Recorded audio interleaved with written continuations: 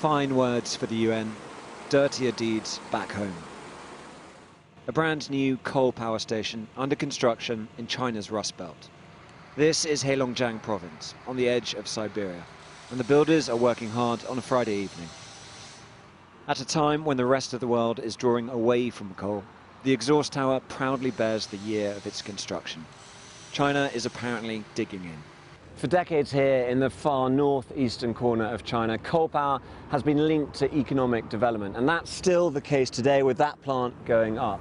But for China to meet its pledge, it's going to have to somehow break that chain.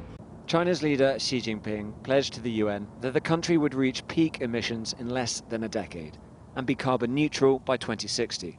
Those are the words, but these are the actions.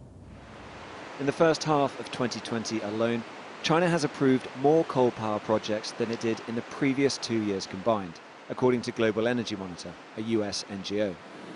And post-COVID, China is spending 3 times as much on carbon-intensive projects than green ones, according to one analysis. But climate change is just as urgent here as it is around the world. This summer, China was hit by the worst flooding in decades. Hundreds died. And some Chinese experts say climate change is partly to blame. In Harbin, the capital of Heilongjiang, they are still preparing flood defences into September.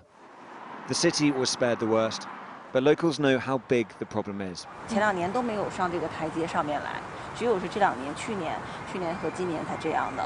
在环境方面的话，普遍来说，这个意识还是相对来说比较薄弱，但是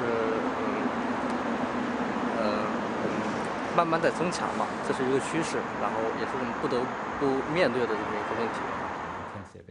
Ma Jun is one of China's most famous environmentalists. We are concerned about all this new kind of coal projects being authorized because this may lead into some sort of a locked-in type of scenario. The whole situation is hanging in a balance. We're at some sort of crossroads. China has invested more in renewable energy than any other country. The scale of that can be hard to comprehend. But to meet the 2060 pledge, it needs to kick its dependence on coal. And that simply is not happening. In Heilongjiang, the builders will be back at work tomorrow. Tom Cheshire, Sky News, Northeast China.